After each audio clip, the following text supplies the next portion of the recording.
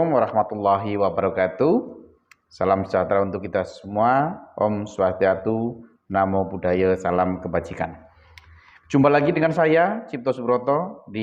Pada kesempatan ini, teman-teman mahasiswa sekalian, ayo kita akan belajar bersama di inisiasi kedua atau di materi buku pokok yang kedua adalah hukum perjanjian dan asuransi. Teman-teman mahasiswa, saya ingatkan sekali lagi untuk senantiasa aktif, ya. Jangan lupa presensi, kemudian juga dilanjutkan setelah melihat atau menyimak pembahasan kali ini, teman-teman harus aktif berdiskusi, kemudian juga mengerjakan tugas tutorial yang nanti akan di pertemuan ketiga, dan juga diskusi, juga tugas-tugas atau latihan soal normatif. Teman-teman sekalian, mari kita akan mulai untuk materi pada kali ini, yaitu tentang hukum perjanjian dan asuransi. Hal ini sangat penting sekali teman-teman bagi kalian atau kita yang hidup di era sekarang. Kita harus tetap memahami bagaimana hukum perjanjian, hukum asuransi itu bekerja. Oleh karena itu, jangan sampai kita terperangkap dalam suatu perjanjian-perjanjian yang akan merugikan perusahaan kita atau merugikan kita, diri pribadi kita. Oleh karena itu, saya coba akan mengulas dan bersama-sama dengan teman-teman. Apabila ada yang ingin berkomunikasi, komentar silakan tulis saja, dikirim komentar. Dan untuk kesempatan ini, coba saya akan memberikan pengertian dan pengaturan dari perjanjian. Jadi, perjanjian itu adalah suatu perbuatan hukum antara dua pihak atau lebih yang saling mengikatkan dirinya untuk menimbulkan hak dan kewajiban.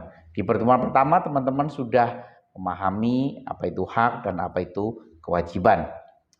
Dan teman-teman, untuk unsur-unsur perjanjian harus paham sekali, ya. Unsur-unsur perjanjian diantaranya ada satu, adanya dua pihak atau lebih. Jadi kalau hanya satu pihak itu tidak bisa dinamakan perjanjian. Minimal harus ada dua pihak.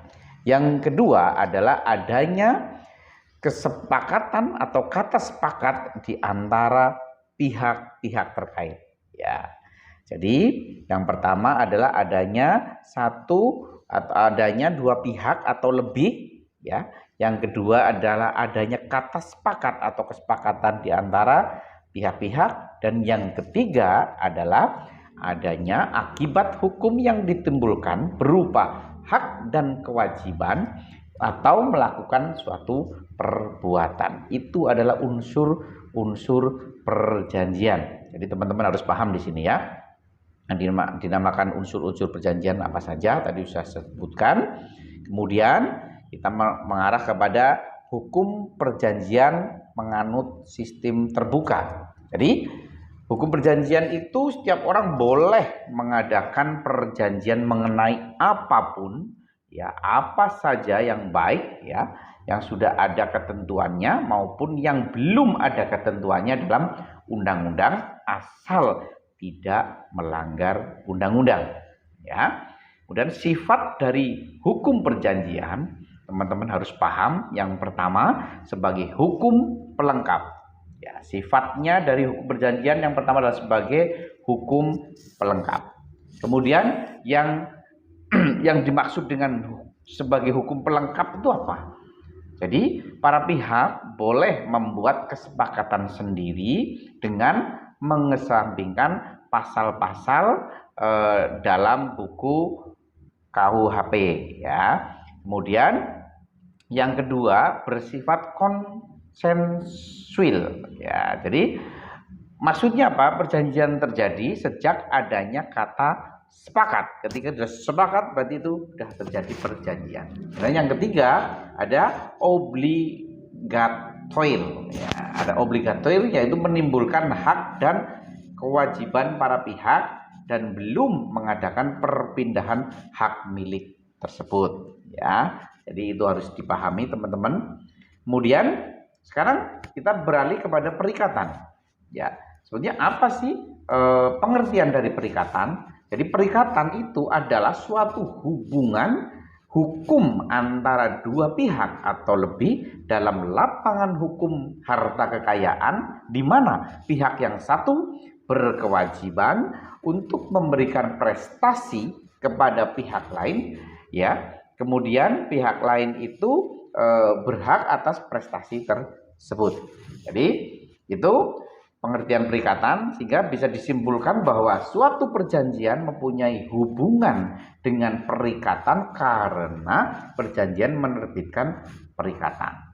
Oke, itu dari pengertian perikatan. Kemudian azas-azas dalam hukum perjanjian, teman-teman harus paham ada 5 azas dari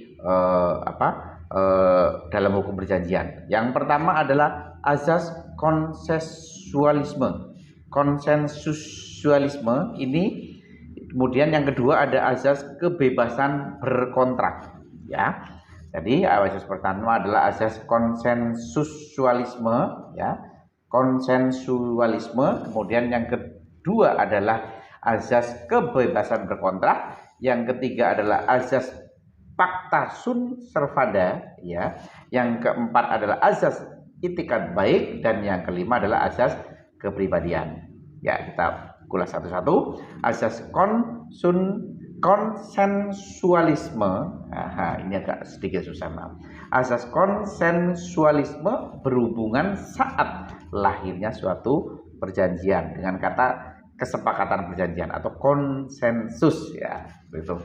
Kemudian yang kedua, azas kebebasan berkontrak adalah berkaitan dengan isi, bentuk, dan jenis dari perjanjian yang dibuat. Jadi asas-asas dalam hukum perjanjian itu ada konsensus, ya, ada perikatannya, kemudian ada kebebasan berkontrak tentang isi, bentuk, dan juga jenis dari perjanjian. Kemudian yang ketiga ada azas pacta sunt servanda atau berhubungan dengan akibat dari suatu perjanjian sebagai undang-undang bagi mereka yang membuatnya. Kemudian yang keempat adalah azas itikat baik, bahwa suatu perjanjian harus berkaitan dengan pelaksanaan suatu perjanjian itu didasari dengan niat baik. Kemudian yang kelima, azas kepribadian berhubungan dengan subjek yang terkait dalam suatu perjanjian, ya. Jadi itu adalah asas-asas dari hukum perjanjian. Kemudian syarat-syarat sahnya perjanjian menurut pasal 1320 KUHP yang satu, pertama adalah sepakat mereka yang mengikatkan dirinya. Ya, sepakat dulu. Kalau ada satu pihak yang tidak sepakat, berarti bukan perjanjian. Yang kedua adalah adanya kecakapan untuk membuat perjanjian. Jadi sudah betul-betul dewasa, akil baik. Kemudian yang ketiga adalah suatu hal tertentu tentang perjanjian tersebut. Kemudian yang keempat ada suatu sebab yang halal dari timbulnya suatu perjanjian. Ini adalah syarat-syarat sahnya perjanjian menurut pasal 1320 KUHP, ya, yang isinya tadi ada 4 syarat. Kemudian juga ada jenis-jenis perjanjian. Teman-teman harus tahu.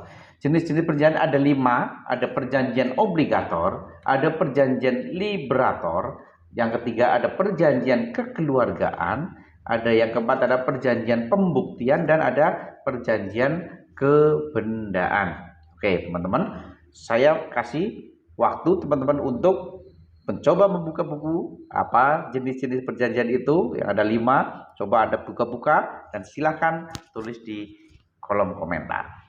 Ya, lanjut. Untuk selanjutnya kita akan bahas tentang wan prestasi dan akibat yang ditimbulkan dari wan prestasi.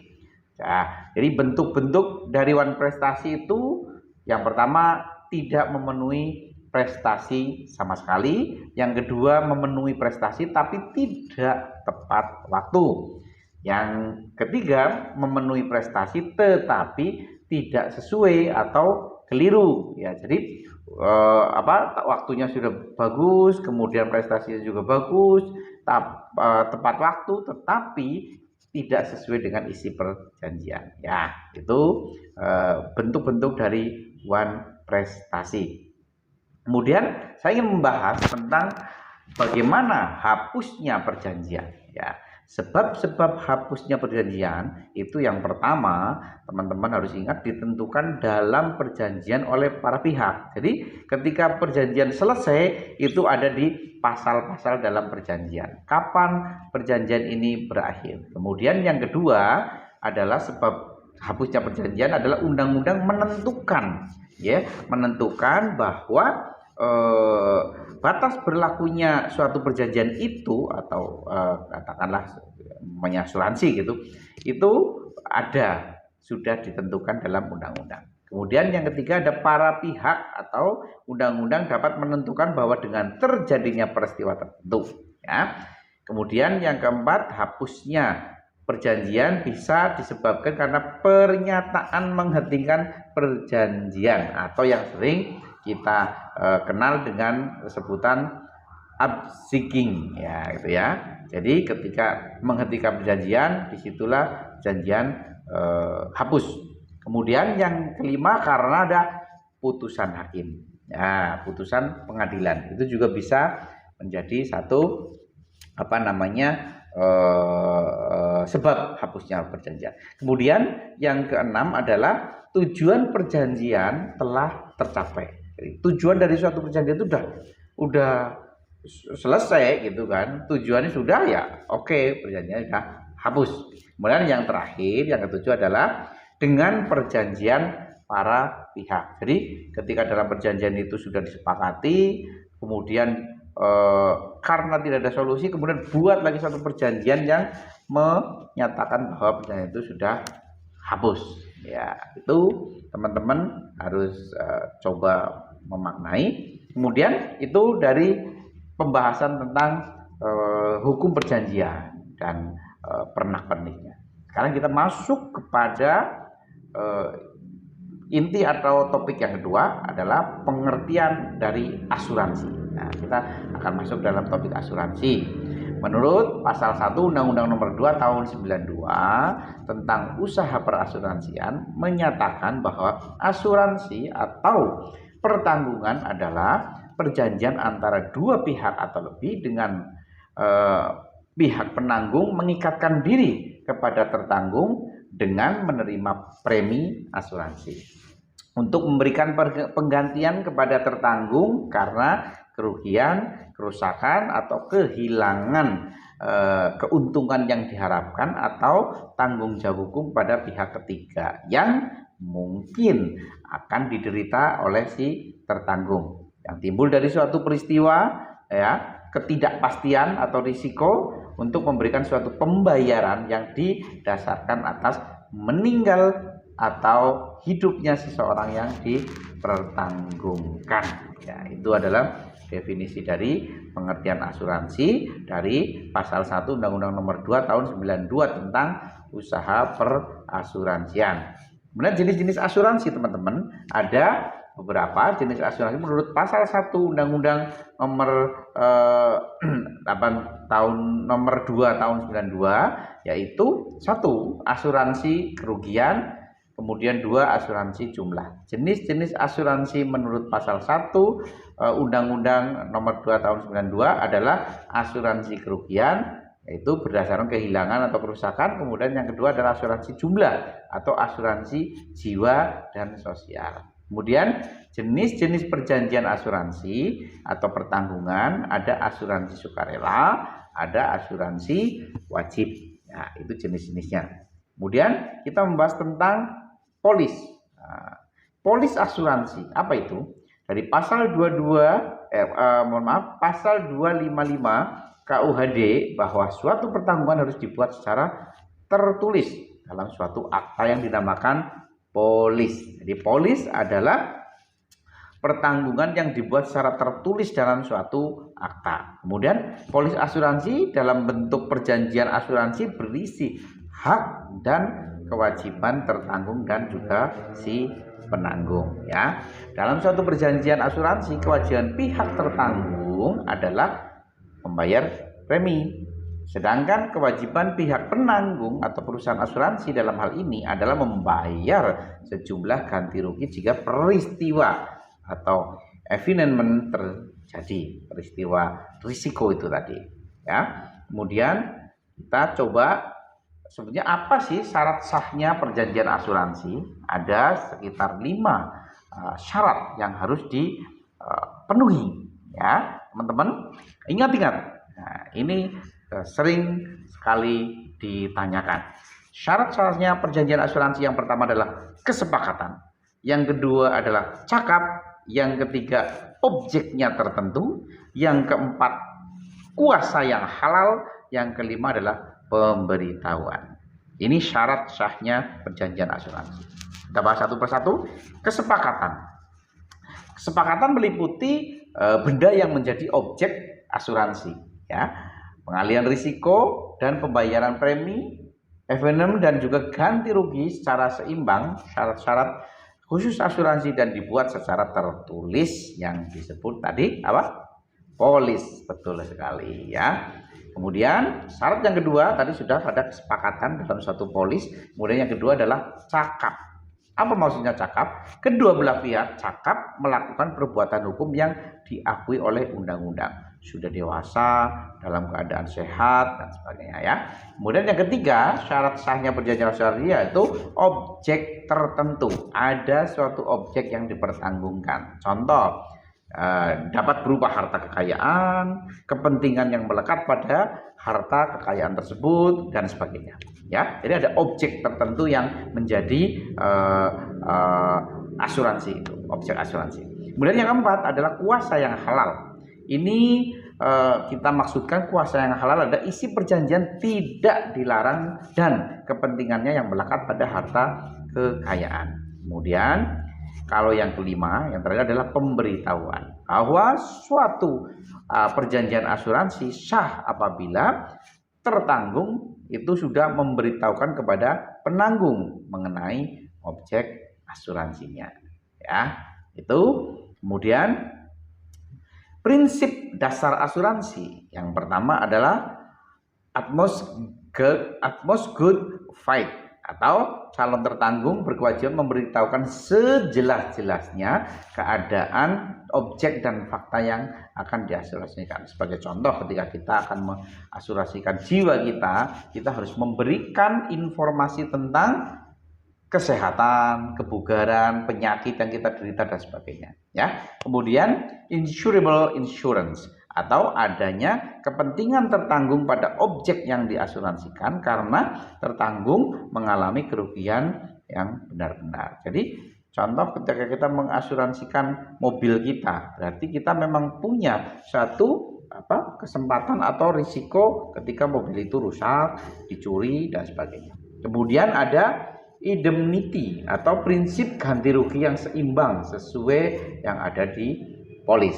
Yang keempat, subrogasi. Ya, subrogasi itu adalah pemberian ganti rugi dan dari si penanggung kepada si tertanggung. Jadi ketika terjadi resiko, subrogasi itu adalah pemberian ganti rugi dari si penanggung kepada si tertanggung. Ya, jadi teman-teman, itu tadi penjelasan singkat dan teman-teman bisa buka buku materi pokoknya, ya, dari hukum bisnis ini. Silakan teman-teman baca. Ini karangan dari Nindyo Pramono di kegiatan belajar yang kedua. Teman-teman harus baca itu, ya. Mudah-mudahan nanti kita bisa bersama-sama. Terima kasih atas waktunya dan mohon maaf apabila dalam menjelaskan materi ini mungkin ada sesuatu yang kurang jelas, kurang memberikan pencerahan. Saya mohon maaf yang sebesar-besarnya. Matur nuwun, selamat bertemu di tutorial yang ketiga. Assalamualaikum warahmatullahi wabarakatuh. Semangat selalu. Yes.